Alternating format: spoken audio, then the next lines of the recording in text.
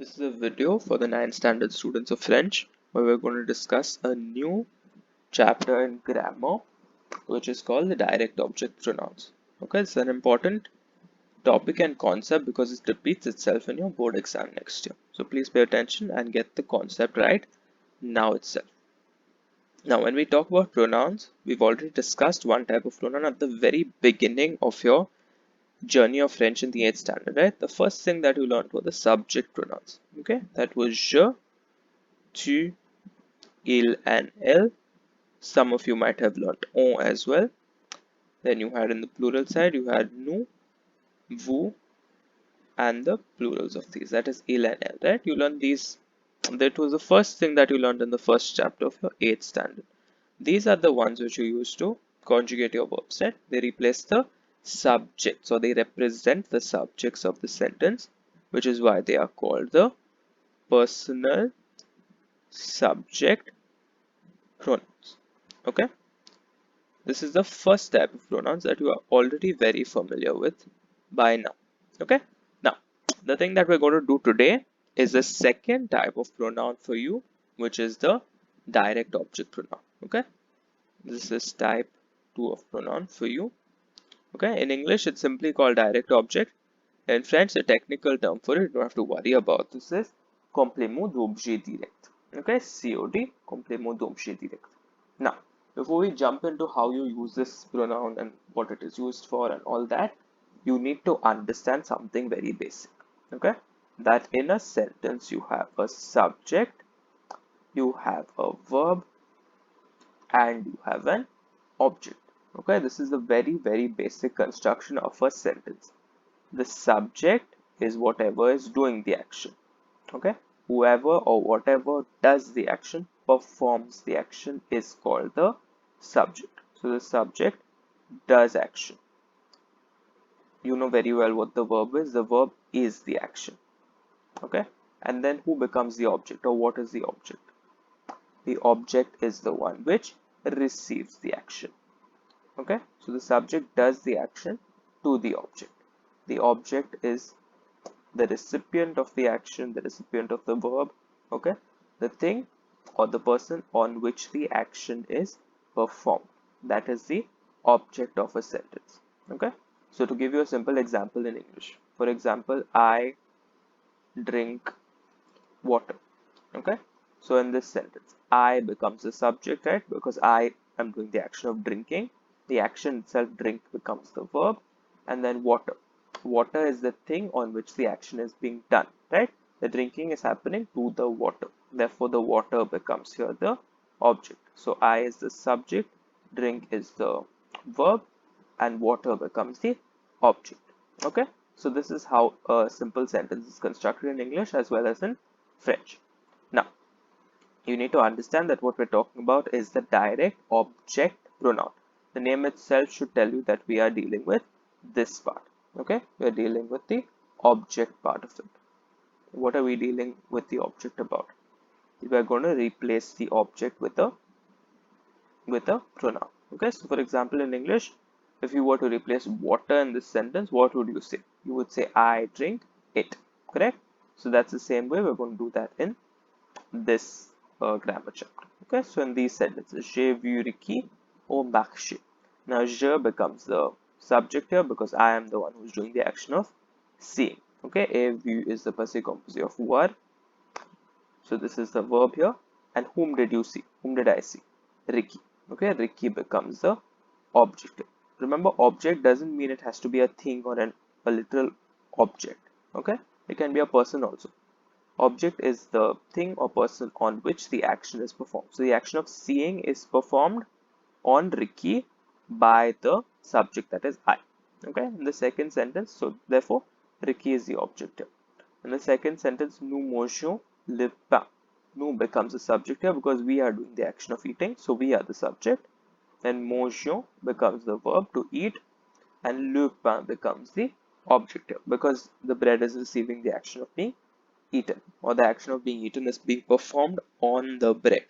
Okay, so now the direct object pronouns in French are me, okay, sorry, me, which means me, te, which means you, le, which means him or it when the it is something masculine singular, okay, la, which means her or it when the it is something feminine singular. So we don't have a special it in French, you know that, because every noun has a gender, right? So we substitute it based on the gender. Then nous is the direct object for us, vous is the direct object for you, and les is the direct object for them. So you will have already noticed here that this is the same as the subject, right? The subject here, the subject pronoun and the object pronoun are the same, but the way in which they're used is not, okay? Because the subject pronoun for nous is we, right? And the object pronoun in English is us, okay? So it's not the same thing. Now, why are these subsidiary ones put in the brackets here for you? This is to indicate when the word following it starts with a vowel, then you will use these versions of it, right? Just like you have when you want to say je habite, you will never say it like this, right? Because this is a verb. So the e goes and becomes an apostrophe, becomes j'habite, right? Just as you change je into j apostrophe before a vowel, same way you have to change all these four into their equivalent vowel versions, right? When the next word is their equivalent apostrophe versions when the word following it begins with a vowel, okay? Now, me, te, nous, and vous are not tested in your exercise, okay? But you still need to know how to use them because it makes sense to learn them, because you need to say things like me and you and us, right? You need to learn how to say these things. So even though it's not going to be tested from your exam point of view, you need to know this, okay, to help you with your writing skills as well. So look at these sentences.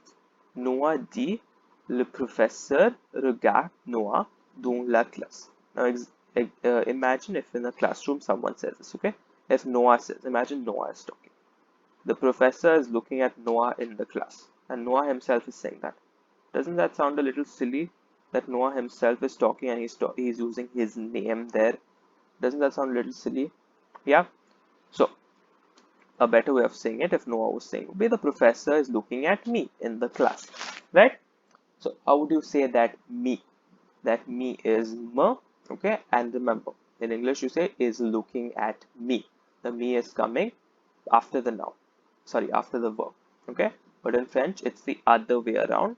The pronoun will come before the verb, okay? So le professeur me regarde dans la classe. It will never be le professeur regarde me. I know you're saying looking at me, but please remember the pronoun comes first. Okay, le professeur me regarde dans la classe. Now, second situation. Imagine if Leo is talking to Sophie. Okay, Leo is a boy talking to Sophie, a girl. J'aide Sophie quand j'ai le temps. Now he's talking to Sophie and he's saying, I help Sophie when I have the time. He's talking to her and he's using her name. Isn't that a little silly again? Yeah, so instead of saying Sophie, can't he say, I help you when I have the time? Yeah, so how do you say that you? That is not the tu, okay, because it is the object now, because je is the subject. This becomes the object because she is receiving the action of being helped. So she becomes the object. Now you will say te, right? Because you want to say you, it is te. And where is that te placed?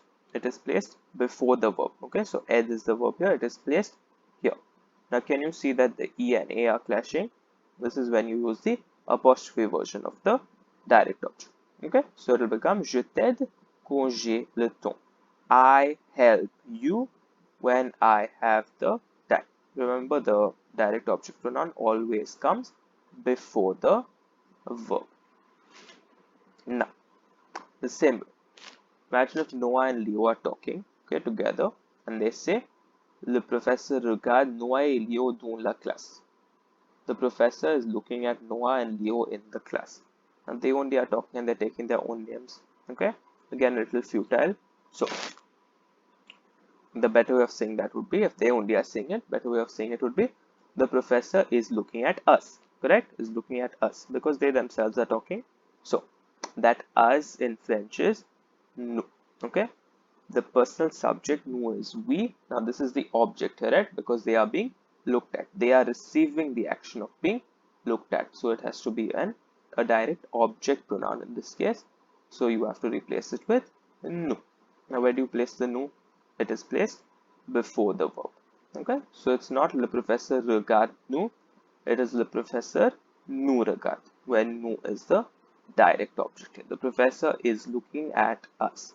Okay, now last situation, imagine if Leo is talking to Sophie and Noah and he says, I help Sophie and Noah when I have the time. He's talking to them and he's calling them by name. Sounds a little wrong, right? So he should have said, I help you when I have the time. Now, this you here is the object because they are receiving the action of being helped. It is the object, yes. But which you is this? It is the plural you, right? Because he's talking to two of them. It's the plural you, which in French is vous, right? And the object pronoun is the same. But remember, the object pronoun is placed before the verb. So it becomes je vous aide quand j'ai le temps. Okay, the vous has come before the verb. Okay, so from this video, what I want you to take away is the direct object pronouns are used to replace objects in the sentence. Okay, the second point is they are used to make your writing a little more crisp. Okay, and a little more logical sense, just like in these four sentences I've shown you. And the last and most important thing is when you have just one verb in the sentence, like I've shown you in these four sentences, they are all in the present tense, which is just a single word. Okay, in such situations, you have to place the direct object pronoun before the verb. For now, I'll stop here and I will continue with this topic of direct object pronouns in the second part of this video. Okay, thank you and take care.